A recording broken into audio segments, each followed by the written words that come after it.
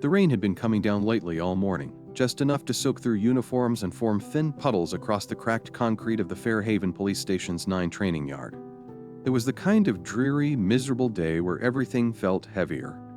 Officers from the unit stood scattered, watching the final part of the evaluation unfold, their arms crossed, faces mostly indifferent. It was just another day, just another dog. Near the far corner of the yard, curled beside a rusted chain-link fence, lay a small German Shepherd puppy. His fur was damp, clinging to his fragile frame, and his front paw was wrapped in a white bandage from a minor injury during an earlier drill. His name was Bob, but no one used it anymore. To most of the trainers, he was just another reject, damaged, distracted, and already falling behind. Rick Coleman, the head trainer, stood in the center of the yard, clipboard in hand, his face unreadable as he assessed the pup. "This one's out," he said flatly, his voice loud enough to carry over the rain. "Injury'll hold him back. He's not cut out for field work." The words didn't shock anyone. Some of the other officers nodded or shrugged. It was standard procedure. If a dog couldn't keep up, it didn't make the cut. That was just how it worked. But while most of the group turned away, ready to move on, one man stayed. Detective Daniel Rohr didn't move. He kept his eyes on the small dog, standing still while the others walked off. There was something about Bob that held him in place, something quiet and fragile that everyone else had missed. Daniel started toward the dog slowly, boots splashing in the puddles, ignoring the questioning glances from his colleagues. Bob didn't react at first. He just lay there, eyes dull, too tired or too unsure to even lift his head. Daniel crouched down beside him and extended a hand, palm open, fingers relaxed. For a long moment, the puppy didn't move. Then, with a slow, cautious motion, Bob shifted his eyes up and leaned forward slightly, pressing his cold nose into Daniel's hand. That tiny gesture hit Daniel harder than he expected. He'd seen that look before too many times. It was the same look in kids bounced between foster homes, in victims who had learned not to trust anyone, and people barely holding themselves together. There was sadness in Bob's eyes, but also a flicker of something else, something like hope. And that, more than anything, stopped Daniel from walking away. He looked up at Coleman, who was watching with a mix of confusion and amusement. "I'm taking him," Daniel said, his voice calm but final. Coleman let out a dry laugh, shaking his head. "You're making a mistake, Rohr. That dog's a dead weight. He'll drag you down." The words weren't harsh, so much as tired, like Coleman had said them a dozen times before to a dozen officers making sentimental choices. But Daniel didn't argue. He didn't try to defend the decision. He simply reached down, scooped the puppy into his arms, and stood up. Bob trembled slightly at first, unsure of the contact, but then relaxed into Daniel's chest, like he was finally allowing himself to rest.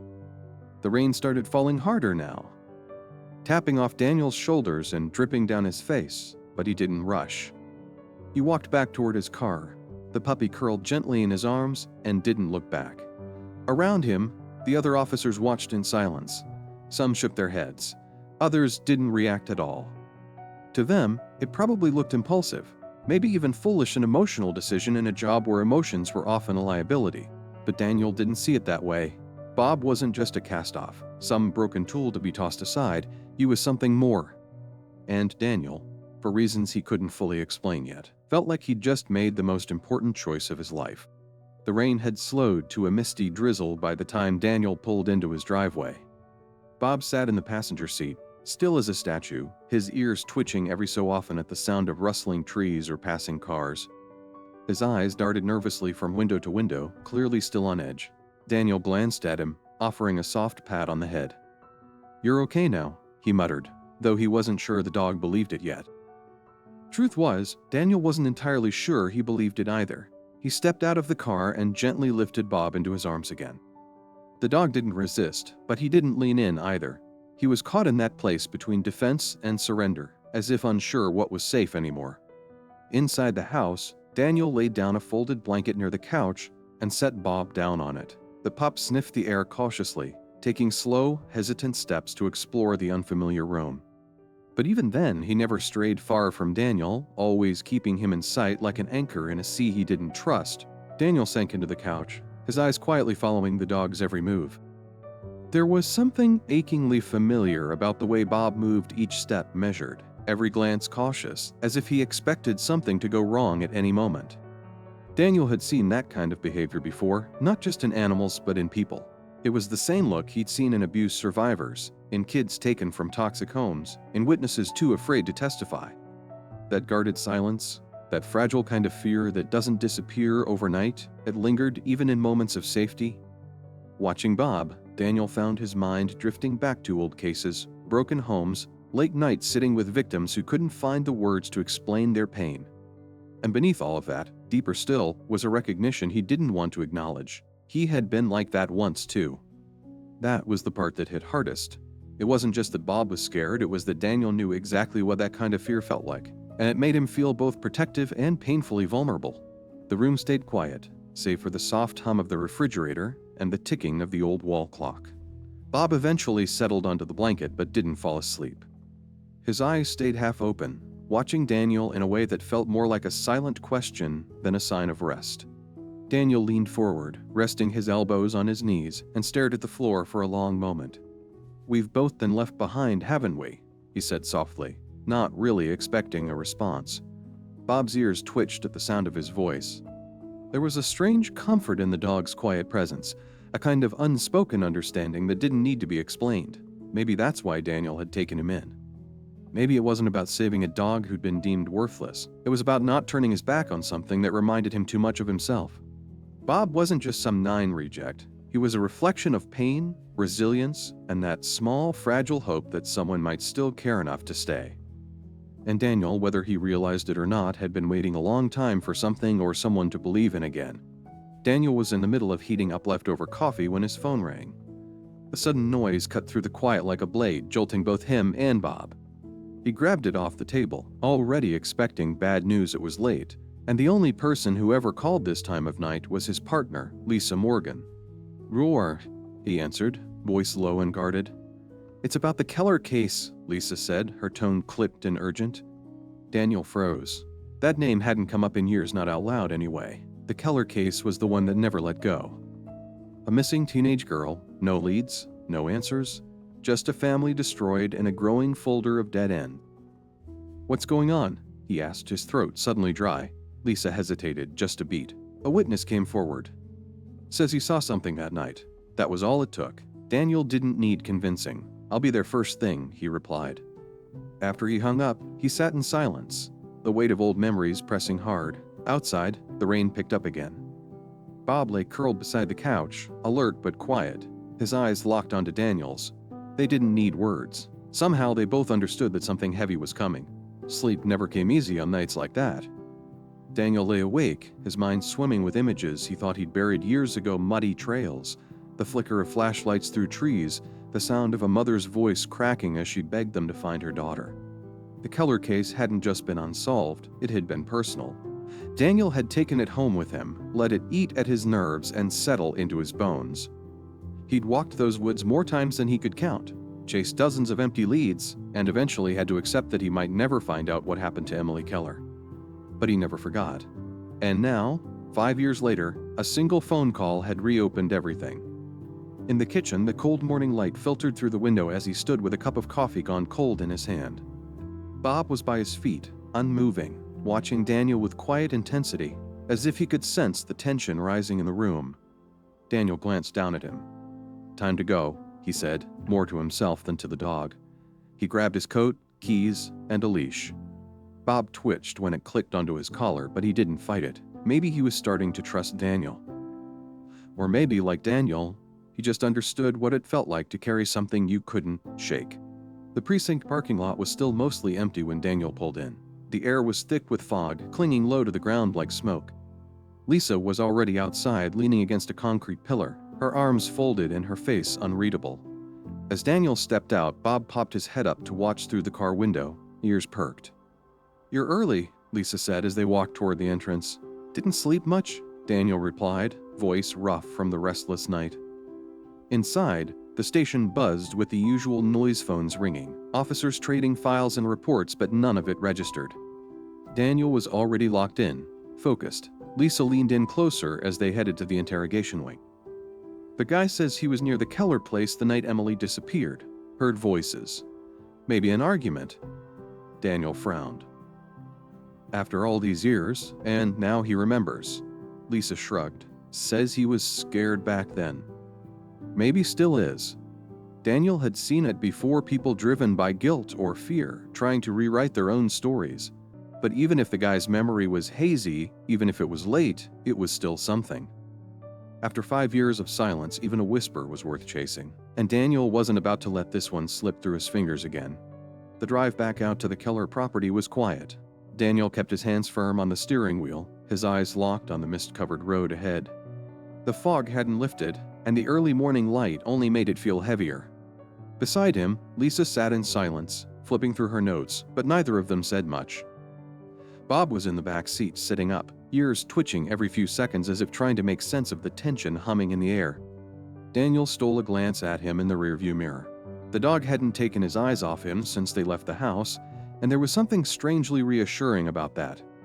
He knew Bob didn't understand what was happening, not fully, but the dog could feel it. Fear, worry, the ghosts of something old coming back to life. As they turned onto the overgrown trail that ran behind the Keller land, Lisa finally spoke.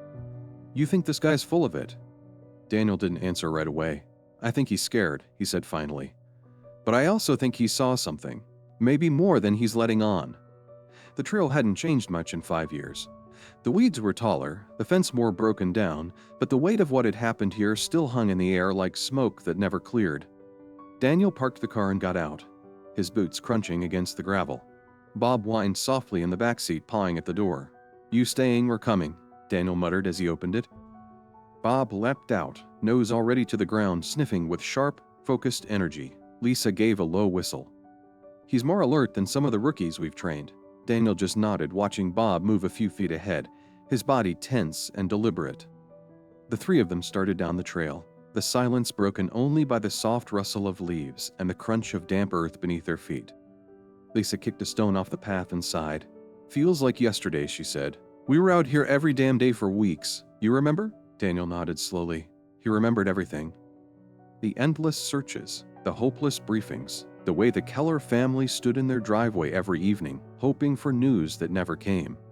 He remembered the cold, the rain, and the feeling that someone had always been just out of reach. It was Bob who stopped first.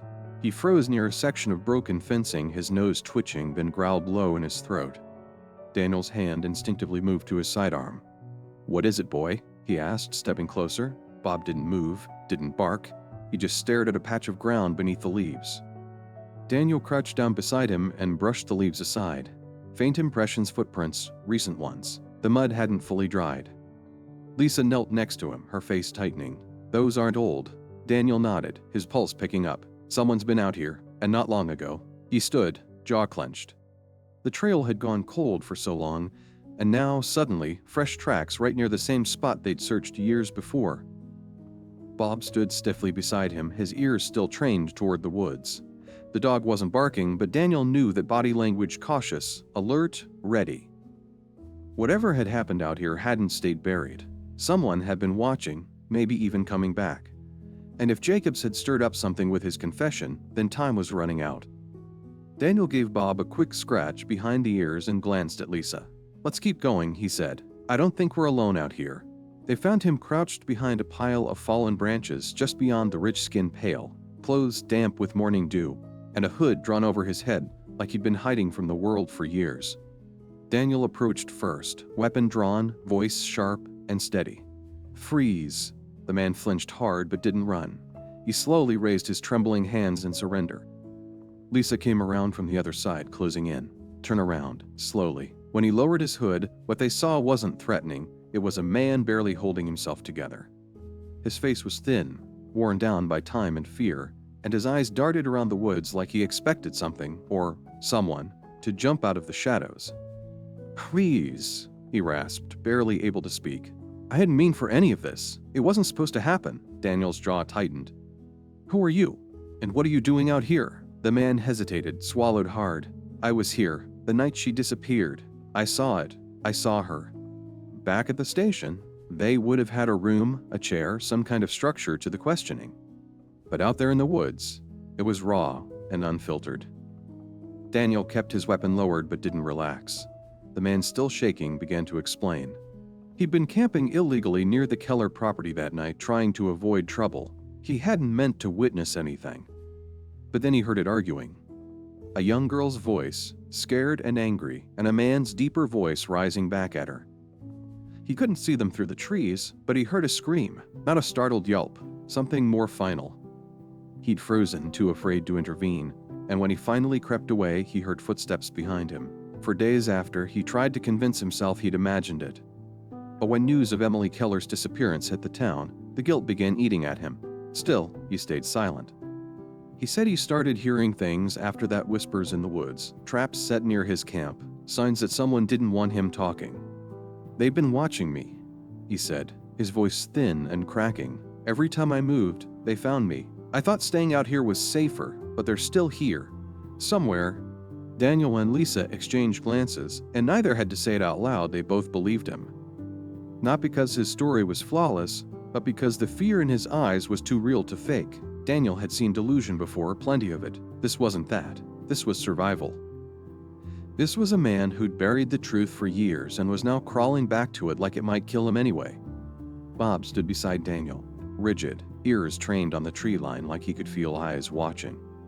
Lisa called for backup, her voice quiet but urgent, while Daniel kept his attention on the man. "We're getting you out of here," he said firmly. "You're not safe alone anymore." The man looked like he wanted to protest, but his body betrayed him. He swayed, knees buckling slightly, exhaustion winning out. As they walked him back toward the clearing, Bob moved ahead in careful, wide arcs, sniffing, scanning. The air was heavier now, like the forest itself was holding its breath. Daniel didn't know who was out there yet, but he knew this much for sure. Someone had kept a secret buried in those woods, and now that secret was finally starting to move again. By the time they reached the clearing, officers were already moving through the woods with forensic kits, setting up tape and marking fresh evidence. The man, still too shaken to stand on his own, was guided to safety by a pair of younger patrolmen. He looked back only once, over his shoulder, as if the forest itself might follow him. Daniel didn't take his eyes off the tree line. Bob stood beside him, rigid, growling low and steady, nose twitching as he scanned the trees. Lisa came up beside Daniel, her voice low. "They're scared now. Whoever's been hiding out here, they're not going to sit still anymore." Daniel nodded, jaw tight. "Desperate people make mistakes," he said. "And that's when we catch them." Lisa raised her phone again, relaying updated coordinates to backup, but Daniel wasn't listening anymore. He was already back in his head, walking through every missed clue from 5 years ago.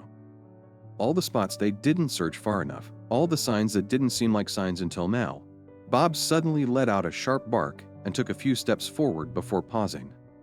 Daniel followed his gaze. Nothing but trees, but Daniel trusted the dog more than he trusted the quiet. They moved deeper into the woods again, this time more cautious, more deliberate. The earlier trail they'd found had grown warmer, broken branches, a boot print pressed deep into the mud, a cigarette still fresh near a half-collapsed lean-to. There was a pattern, a path like someone had been using this land as both refuge and prison. Daniel felt it in his gut. The person they were chasing hadn't left. They were still nearby. He crouched beside one of the tracks and ran his hand over the soil. "They were here less than a day ago," he muttered. Lisa looked around slowly, her voice tense. "And they knew we were coming. Jacob's going to the cops, probably set something off." Daniel didn't respond, just kept moving forward. Bob was ahead again, nose glued to the ground, tail stiff. And then he stopped, frozen ears back, eyes locked on a thicket to the right.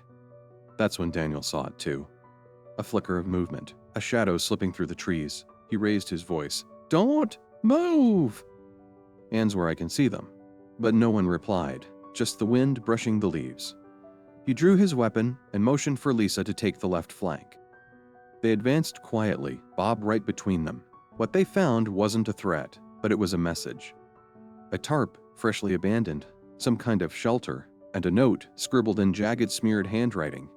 "You should have left it alone." They stood there for a moment, taking it in the note, the campsite, the deep silence swallowing the woods around them. This wasn't just someone hiding. It was someone guarding a truth they were willing to die to protect.